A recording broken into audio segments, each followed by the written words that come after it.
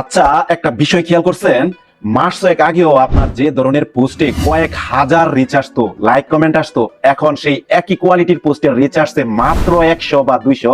আপনার মনে হতে পারে আমার পেজ কি নষ্ট হয়ে গেল, ফেসবুক কি আমাকে সাধু ব্যান করে দিল, বা অ্যালগরিদম কি আমার উপর রাগ করছে? দেখুন, সত্যিটা একটু তিতা।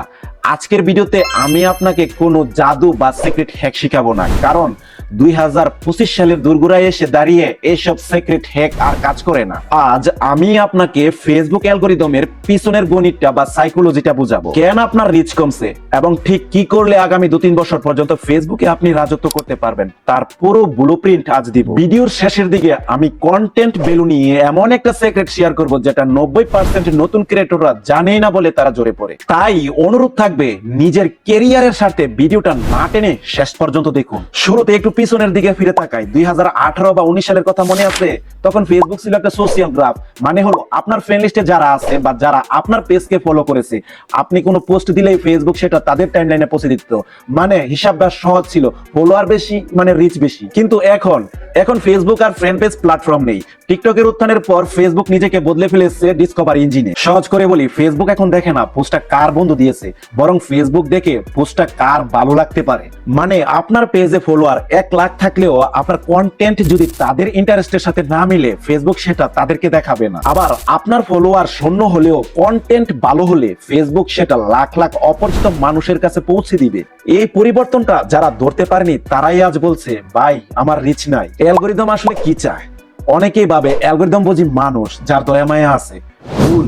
অ্যালগরিদম একটা রোবট, আর এই রোবট মূলত 3টা সিগন্যাল দিয়ে চলে। 1 নম্বর সিগন্যাল হচ্ছে রিটেনশন বা ওয়াচ টাইম। সবচেয়ে গুরুত্বপূর্ণ পয়েন্ট। একজন দর্শক আপনার ভিডিওতে ক্লিক করলো, এটা বড় কথা নয়, বড় কথা হলো সে কতক্ষণ দেখলো। যদি কেউ ক্লিক করে 5 সেকেন্ডের মধ্যে বেরিয়ে যায়, অ্যালগরিদম ধরে নেয় আপনার কন্টেন্টটি বাজে বা ক্লিক বাইট, ফলে সে আর কাউকে এটা দেখাবে না। কিন্তু যদি মানুষ ভিডিওটা 50 থেকে 60% সময় ধরে দেখে, তখন ফেসবুক ভাবে, বাহ, ভিডিওতে নিশ্চয়ই দারুণ কিছু আছে। তখন ওই ভিডিওটা ফেসবুক আরো অনেক মানুষের কাছে পৌঁছে দেয়, তখন আরো অনেক রিচ বাড়ে। 2 নাম্বার সিগন্যাল হচ্ছে মিনিংফুল ইন্টারেকশন। আগে শুধু লাইক পেলেই হতো, এখন ফেসবুক দেখে মানুষ কি শুধু লাইক দিয়ে চলে যাচ্ছে নাকি কমেন্টে কোনো আলোচনা করছে, ভিডিওটা কেউ কি তার প্রিয়জনকে শেয়ার করছে। যে পোস্টের কনভারসেশন বা আলোচনা তৈরি হয়, সেই পোস্টের রিচ এখন সবচেয়ে বেশি। 3 নাম্বার সিগন্যাল হচ্ছে স্যাটিসফ্যাকশন স্কোর। ভিডিওটা দেখার পর দর্শকের অনুভূতি কি? সে কি বিরক্ত হয়ে স্কিপ করলো নাকি প্রোফাইলটা ঘুরে দেখলো? ফেসবুক এখন ইউজার সার্ভে করে। যদি মানুষ আপনার কন্টেন্ট দেখে বিরক্ত হয়, তাহলে আপনার পেজের ফিউচার অন্ধকার। ভাইরাল হওয়ার গোপন ফাঁদ। এখানেই আমরা একটা বড় ভুল করি। আমরা ভাবি যেভাবেই হোক ভাইরাল হতে হবে, তাই আমরা করি কি, বাজে থাম্বনেল দেই, ক্যাপশনে মিথ্যা লিখি বা অপ্রয়োজনীয় বিতর্ক সৃষ্টি করি। হ্যাঁ, এতে হয়তো আপনি সাময়িক ভিউ পাবেন, একটা ভিডিওতে 1 মিলিয়ন ভিউ আসতে পারে, কিন্তু এর একটা হাইডেন কস্ট বা গোপন মূল্য আছে। যখন মানুষ আপনার ওই ফালতু ভিডিওটা দেখে হতাশ হয়, তখন তারা মনে মনে আপনার পেজটাকে মিউট করে দেয়। পরের বার যখন আপনি খুব ভালো একটা ভিডিও দিবেন, ফেসবুক সেটা ওই মানুষদেরকে দেখাবেন, কারণ অ্যালগরিদম মনে রেখেছিল গতবার এই পেজটি মানুষকে হতাশ করেছিল। অর্থাৎ বাজে কন্টেন্ট দিয়ে ভাইরাল হওয়া মানে নিজের পেজের পায়ে নিজেই কুড়াল মারা। মনে রাখবেন, ভাইরাল হওয়া মানেই গ্রোথ না, আসলে স্ট্র্যাটেজি। তাহলে এখন উপায় কি? 2025 সাল তো চলে গেল, 26 এবং 27 সালে টিকে থাকতে হলে আপনাকে 3টা কাজ করতে হবে। খাতা কলম নিয়ে নোট করে নিন। স্ট্র্যাটেজি 1, একটি নির্দিষ্ট টপিকে অথরিটি হন। আজকে ফানি ভিডিও, কালকে মোটিভেশন, পরশু পলিটিক্স, এই জগা খিচুড়ি বন্ধ করুন। ফেসবুককে বুঝতে দিন আপনি আসলে কে। আপনি কি টেক এক্সপার্ট নাকি ফুড ব্লগার?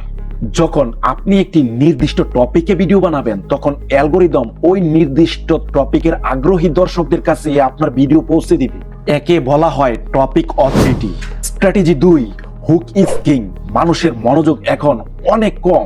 ভিডিওর প্রথম 3 থেকে 5 সেকেন্ডে যদি আপনি বোঝাতে না পারেন যে ভিডিওটা কেন দেখবে, মানুষ স্ক্রল করে চলে যাবে। হ্যালো বন্ধুরা, কেমন আছেন? এইসব কথা বাদ দিন, ভিডিও শুরু করুন সমস্যার কথা বলে অথবা ফলাফলের কথা বলে।